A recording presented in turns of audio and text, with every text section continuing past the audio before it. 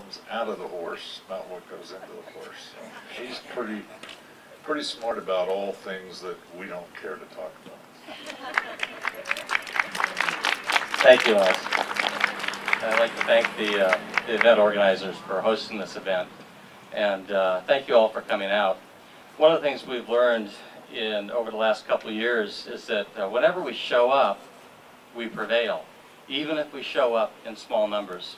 And so I'd like to share with you three success stories which I hope will encourage you and inspire you and motivate you to organize together locally, even in small groups, and connect laterally to people, the different groups and peoples around you. And so we'll just get right into it. Back in 2010, the summer of 2010, the Department of Ecology was required by state law to hold public hearings. And they were getting 30 or 40 people at these hearings. Happened to deal with a number of issues. It was a new Washington Administrative Code, or WAC as we call it. And one of the parts of this was to make it easier for them to put a water meter on your private well. Okay, now this is clearly a power grab on their part. And if it were not for just a couple of local ladies there in Lewis County, this would have, sailed right on through. But Emily Anderson, is Emily here today? Emily? I don't see her. She's moved from Morton out to the coast.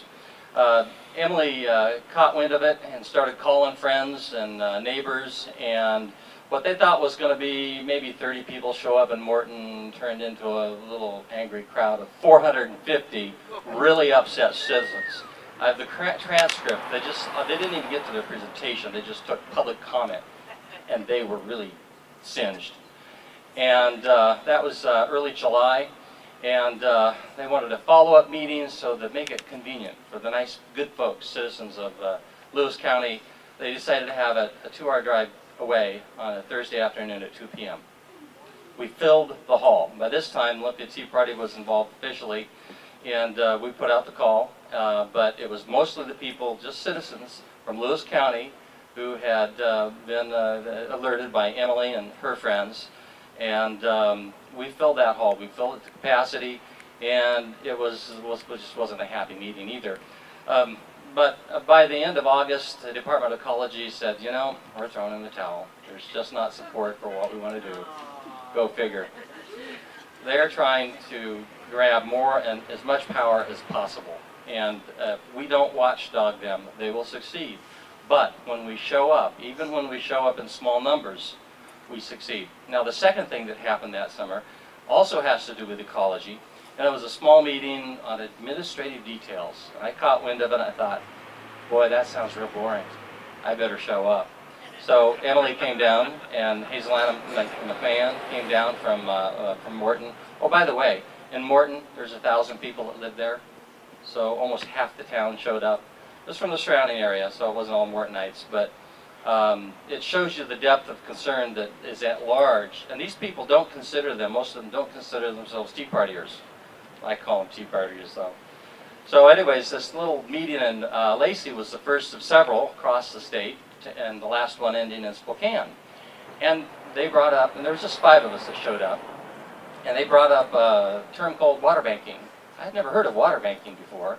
And to help the good citizens not lose their water rights, they decided, we need to have you put your water rights into an NGO, non-government organization. How many have heard of NGOs? How many like NGOs? Okay, I'm in the right place. So I gave public testimony, and I was really unfamiliar with that specific term, but I knew about Agenda 21 by now. And so I gave testimony. Then I called my friends.